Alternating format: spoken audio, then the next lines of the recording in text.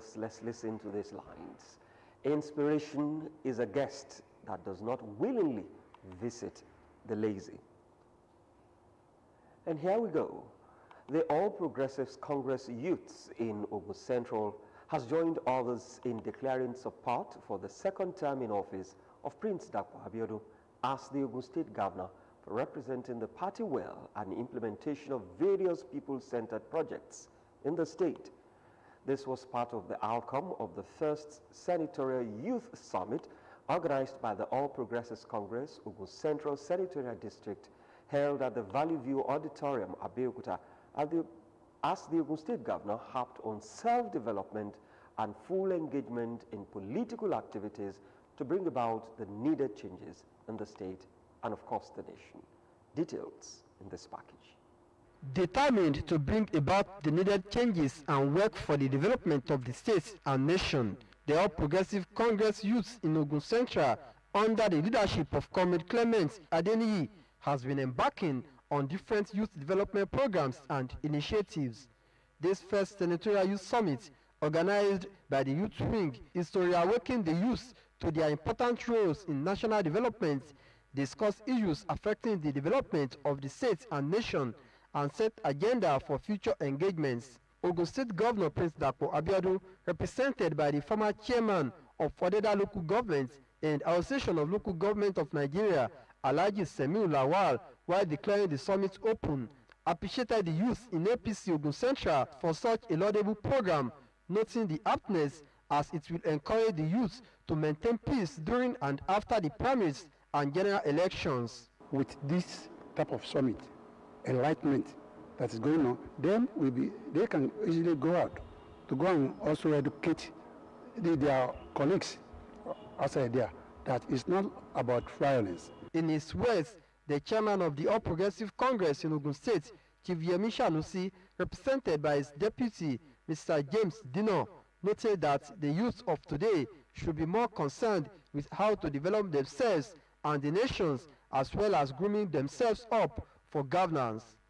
The guest speaker, a senior lecturer from the Department of Mass Communication of Moshood Abiola Polytechnic, Dr. Goki Rauf, who identified inadequate voter education, failure of the justice system, unemployment, corruption, inadequate security, among others, as the causes of political violence in Nigeria, encourage youth in politics to focus on issues and shun all kinds of violence. The host and senatorial youth leader, Ogun Central, Comrade Clement Adeniyi, explained that the summit, which is the first of its kind in the state, will bring peace among the youths and make them realize they need not to allow themselves to be used to cause violence during elections. Being the first summit of youth leaders in this state ever is to bring all the youths into harmony. The adoption of President Dapo is very deliberate. He has done very well. You want to talk in terms of roads, in terms of school, in terms of health centers. High point of the occasion was the endorsement of Governor Abeokuta to run for second term in office. The All Progressives Congress APC in Ogun State has announced that the screening exercise for all House of Assembly aspirants in the next year's general election will now hold on Monday, 16th May 2022. The exercise will be held at the MTR Hall opposite Presidential Lodge, Ibara GRA, Abeokuta, from 7 in the morning. A statement by the party's organizing secretary, Yemi Adelani, also states that all aspirants are to come to the exercise with 6 photocopies of their credentials, photocopies of their forms, and their original certificates. Moving to health matters, to sustain the achievement of polio-free nation and improve the immunity of children, the Ogun State government, in collaboration with development partners in the health sector, is carrying out its second round year 2022 outbreak response, OBR, and vitamin A supplement campaign in all the 20 local government areas of the state. The ongoing campaign and administration of vaccines will take place from the 14th to the 17th of May 2022, and children between the ages of 0 and 5 will get vaccinated for free. Odwayo Reyeni. witnessed the second day of the exercise held at St. Peter's and Paul Catholic Church Adato and Sahdatul Abadiyat Mosque in Abeokuta. The second day of the 2022 Outbreak Response Polio Campaign took place at a few designated places in Abeokuta.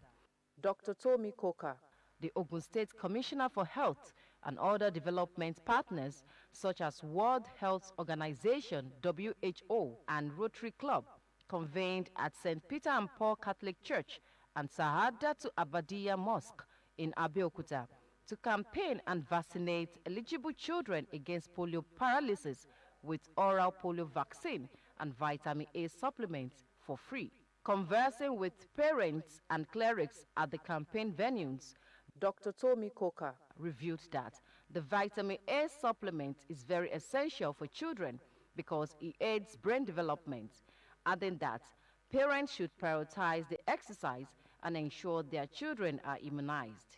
Started 4 weeks ago, and this is the second round, and it is important that even the children that had the OBR 4 weeks ago come out this week, 4 weeks. It is a top-up from the previous one to ensure that whatever immune reaction that was initiated 4 weeks ago is actually boosted by taking the second round. Acting Zonal Coordinator for World Health Organization, WHO, Dr. Fumilola Kolude, and a representative of Rotary Club reiterated the benefits of polio vaccine and urged parents to embrace the exercise. Center is available in all the health centers in Ogun State and even across the country as a whole. So, and it's free of charge. We have made high-level advocacy at the national, at the state level, at the grassroots, so that the issue of rejection, where people will be saying they don't want this for their children again, we don't want that anymore. A few parents who got their children vaccinated commended the efforts of Ogun State's government and advised other parents to bring out their children for immunization. More children were brought forward for the exercise, and the administration of the vaccine was executed by Dr. Tomi Koka, who assured the children and parents that the vaccine has no side effects. Odunayo Oriyeni, OGTV News. The Ogun State Governor, Prince Dakpo Abiodun, has described a former deputy governor in the state, Senator Adigbenga Kaka, as a pragmatic leader who has contributed tremendously to the growth of the state. Governor Abiodun gave this commendation during the 70th birthday celebration of Senator Kaka held at Ijebu-Ibu in Ijebu North local government area of the state. Governor's office correspondent Yusuf Ganiu reports.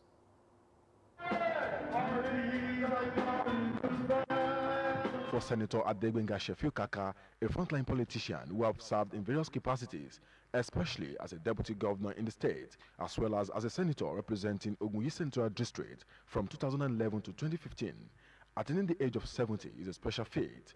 Ogun State Governor Prince Dakpo Abiodun joined other eminent personalities to celebrate the day with him at his hometown, Ijebu-Ibu.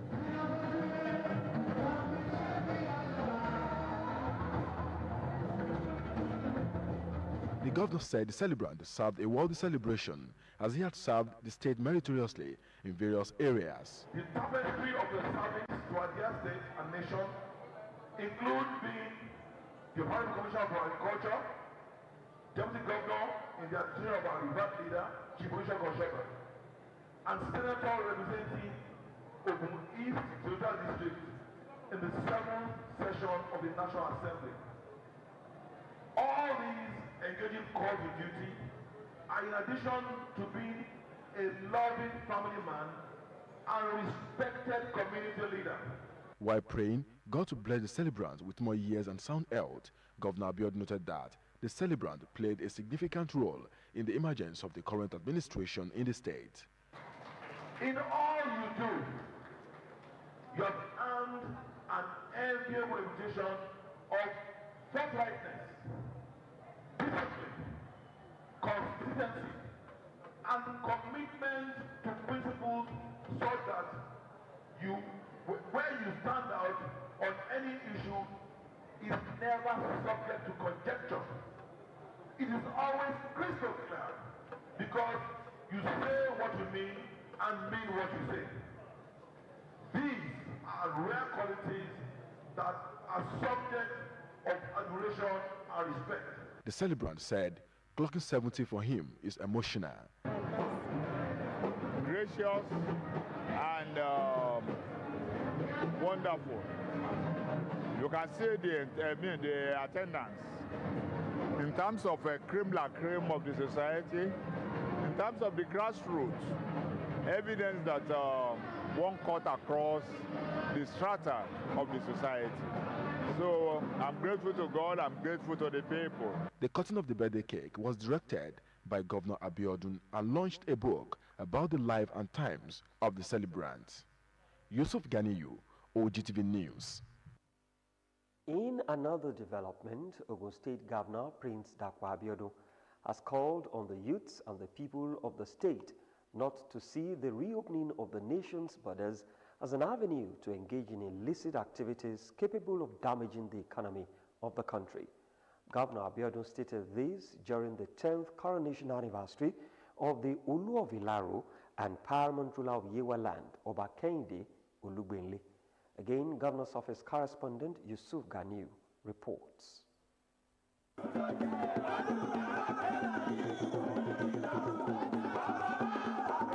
Ogun State Governor Prince Dakwa Abiodun and his wife, Mrs. Bamidele Abiodun, deputy governors of both Ogun and Lagos states, among other eminent personalities and royal fathers, thronged Ilaro, the headquarters of Yewa land, to rejoice with Oba Dr. Kehinde Olugbenle on his 10th coronation anniversary and conferment of chieftaincy titles on some sons and daughters of the community who have distinguished themselves by contributing to the development of Yewa land.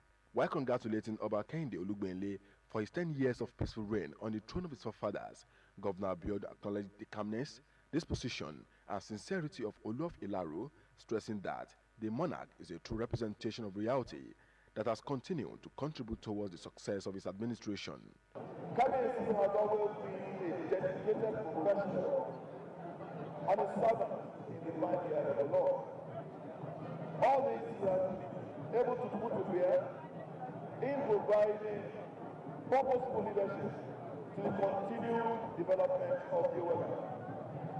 This is the same commitment that Kabiyesi has demonstrated as a member of the State of our country. All this have contributed in no small measure to the success of our administration and the building our future together agenda. The governor also used the opportunity to reawaken the consciousness of the people to see the reopening of the borders as a mark of the federal government's commitment to the development of the country. We are all very happy that the federal government has opened some land borders. Among these borders are the Idiu-Roko border. I sincerely plead with our people, especially our youth, to see this opening as a mark of the federal government's commitment to the development of our nation. I enjoin us all to please cooperate with law enforcement agencies. We should not engage in illicit activities. Such illegal activities do a lot of damage to our economy. I also, in the same vein, appeal to our security agencies to see our people as partners in progress. He however congratulated sons and daughters of the town who are conferred with different chieftaincy titles by the monarch, adding that they must continue to support the development of Yewa land and the state as a whole. Yusuf Ganiyu, OGTV News.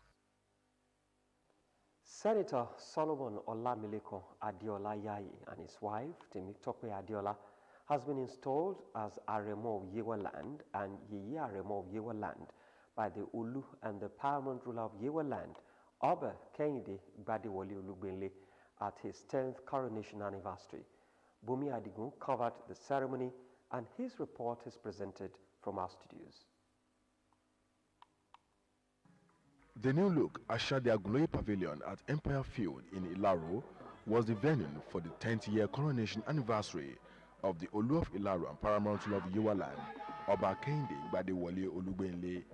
The colorful event had some distinguished sons and daughters of Yewa land being conferred with chieftaincy titles from Berry of Yewa land, former Deputy Governor of Ogun State, Alhaja Salmot Makonjola Badru, Alhaji Hakim Adigun Shokopao as Akpagun Pote of Yewa Land, Alhaji Ibrahim Dende Egungbong as the Olom of Yewa Land, Chief Olumuyiwa Olurotimi Oderinde as Tayeshi, amongst others. The icing on the cake was the Aremo of Yewa Land, which means the first son of Yewa Land, conferred on Senator Solomon Adiola Olamilekun Yayi and Yeye Aremo to his wife, Mrs. Temitope Adiola, before the governor of Ogun State, Prince Dapo Abeokuta, and other eminent personalities. The personality conferred with the title of Aremo was described by the people as a true son of Yewa Land. Wherever you have good people like Senator, I think you need to celebrate them. So we want to congratulate the Senator and we want to congratulate KBAC. See, everything is not money. At my age, nobody can buy me with money. But because of his humility, because of his kindness to the people all over Nigeria, that's why I love him. Glad that he's coming home. He's coming home to do us the pride that he has done them in Lagos State. Visible among the progress is this place that we are seated now. You can attest to it that 10 years ago when we were here, it wasn't like this.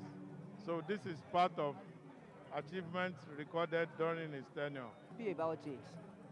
He is a great man, a promising, young, talented man whom we all have hope. The train thereafter moved to the reception ground within the premises of the Federal Polytechnic Ilaro, where guests were entertained. An autobiography of the king titled Double Grace, Kingship and Service was unveiled and launched at the reception venue. Aremo of Yewa Land, Senator Solomon Adiola Olamilekun Yayi, was full of appreciation as he promised to use his wealth of experience with other title chiefs to develop the land. So I cannot ask for more, but the opportunity to serve my people at various levels and at various capacities. So I thank God and I praise God Almighty for this opportunity. Senator Solomon Olamilekun Adiola Yayi is former House of Assembly member who represented Alimosho State Constituency 2 in Lagos, former House of Representatives who represented Alimosho Federal Constituency, also senator representing Lagos West, and now senatorial aspirant for Ogun West Central District in Ogun State. Oba Adedayo Ishola Shilon, the Alagbado of Agbado, and a princess from Ofike ruling house in Iruayo State, Adebukola Folashade, have tied the nuptial knots at the bride's residential area in Okota, Lagos. Adebukola Folashade became a princess not just for her big day, but by inheritance as a princess from Oyo State. Benga Adekoya witnessed the royal wedding that took place in Lagos, and his report is presented in this package.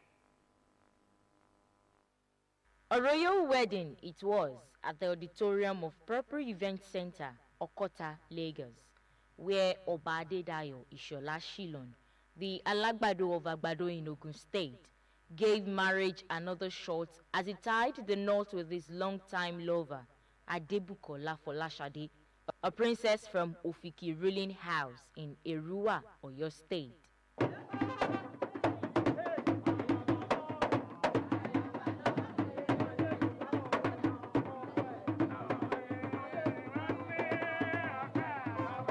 The royal couple exchanged vows to the delight of those in attendance at a classy engagement ceremony where the two royal families got to know each other better in line with the tradition of Yoruba land. A royal reception that attracted dignitaries from all walks of life with royal fathers not left out climaxed the solemnization of the holy matrimony.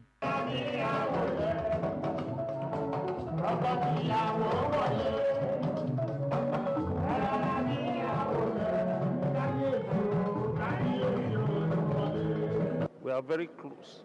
We are very strong allies. I use this opportunity to congratulate him for a new wedding ceremony. It's such a wonderful Oba, and I believe it takes all the glory equally. So pray that the marriage will be successful like it has always been. Oba Adedayo Ishola Shilon, Shogbulu 1, the Alagbado of Agbado, and his new wife gave glory to God for the success of the wedding.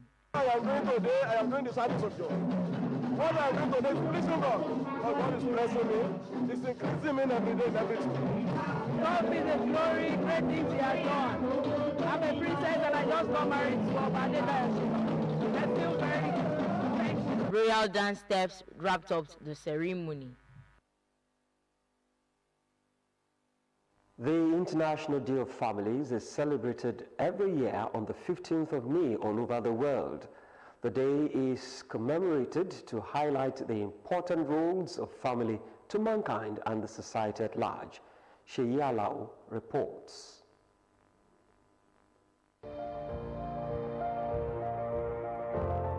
Founded by the United Nations (UN) in 1994, the International Day of Families is observed every May 15. The main purpose of celebrating the International Day of Families is to make people understand the importance of family to the world. This day also shows that the global community reflects on the significance of families as primary units of the society. A family is the smallest unit of the society, and it consists of the father, the mother, and the children. When you talk about nation building, when you talk about impact, relevance, greatness in life, in every facet of life, it starts from the family.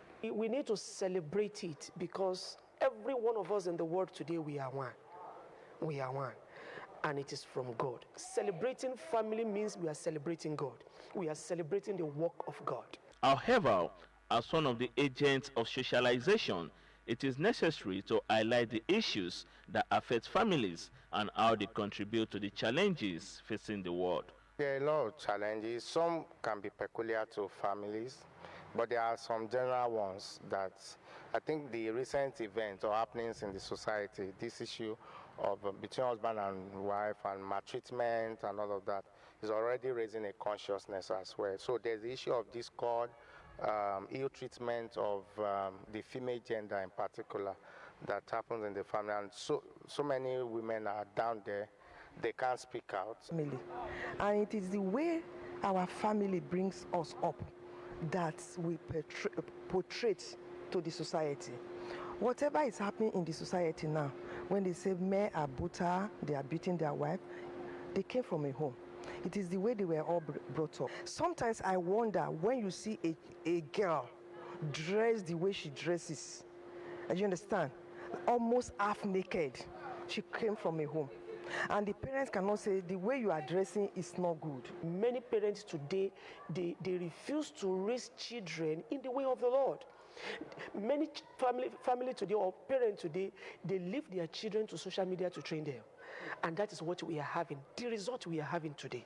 For the world to experience peace, it was advised that parents pay attention to their children. We are supposed to train, we are supposed to build, we are supposed to raise them up in a godly way.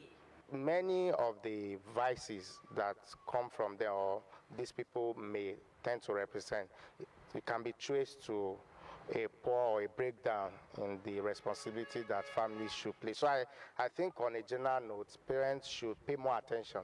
And these things can be paid attention to in the early age. The symbol of the International Day of Families consists of a solid green circle with an image in red. Sheyi Alao, OGTV News. The Sokoto State Government has announced the suspension of the resumption of the basic and secondary schools education in the state by 1 week. The suspension was announced in a statement by Malam Ibrahim Iya, spokesperson of the Ministry of the Basic and Secondary Education, on Sunday in Sokoto. He said that the suspension was sequel to the 24-hour curfew declared by the government. He added that the Commissioner of Basic and Secondary Education, Dr. Bello Gwewa, directed all public and private schools to resume on May 22 for boarding and May 23 for day students. In a related development, corps members serving in Sokoto State especially those in the Sokoto metropolis, have been advised to remain at home due to the 24-hour curfew. This was contained in another statement from the spokesperson of the scheme in Sokoto State, Malam Sani Idris, on Sunday in Sokoto. The statement said that the management of the scheme had contacted all the security agencies to ensure the safety of its core members throughout the curfew period and beyond. The National Drug Law Enforcement Agency, NDLEA, said that fresh bids by drug cartels to export tramadol, ecstasy, MDMA, and cannabis to Milan, Italy, and Dubai, United Arab Emirates, through the Murtala Mohammed International Airport, Ikeja, Lagos, have been foiled by its operatives.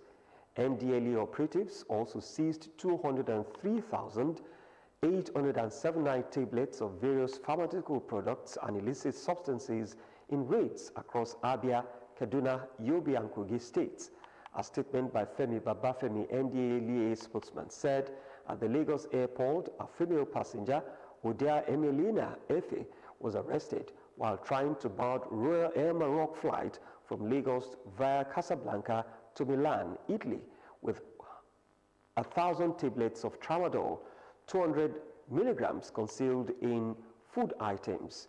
In Abia, 3 trucks loaded with drugs coming from Lagos and Onitsha, Anambra, were intercepted in Aba, Abia State. Chairman and Chief Executive of NDLEA, Brigadier General Mohammed Buba Marwa, retired, commended the officers and men of the MMIA, Abia, Kaduna, Yobe, Rivers, and Kogi for the arrests and the seizures. And Shanghai has announced a gradual reopening from Monday of businesses, though it remains unclear when millions of people still locked down in China's economic capital will finally be allowed to their homes. Confronted with its worst COVID-19 outbreak since the beginning of the pandemic, China, the last major economy, still closed off to the world, but the city of 25 million under heavy restriction in early April. The rigid strategy to root out various cases at all costs has weakened havoc on supply chains, crushed small businesses, and impelled the country's economic goals. For many Shanghai residents, some of whom were already confined to their homes even before April, the frustrations have included problems with food supplies, access to non-COVID medical care, and Spartan quarantine centers, and many more, venting their anger online. Shanghai Vice Mayor Shen Xian on Sunday announced a reopening of businesses in stages from May 16. Shen, however, did not specify if it was referring to a gradual resumption of activities in the city or it was conditional on certain health criteria. On sports, world number 1 Novak Djokovic took his place in the Italian Open final on Saturday by claiming his 1,000th career win in straight sets over Norway's Kasper Ruud, 6-4, 6-3 in Rome. Djokovic will face Monte Carlo's Masters champion Stefanos Tsitsipas in Sunday's final. The Serb's fourth as many years in the Italian capital, and he basks in the warm applause of a crowd from whom he always enjoys playing. Djokovic is chasing a 6th title at the Foro Italico ahead of Roland Garros later this month, and dealt with number 10 Ruud on his way to the 12th final at one of its favorite venues. The 34-year-old has already secured a record-extending 370th week at world number 1, and thanks to straight sets victory over by Felix Auger-Aliassime on Friday.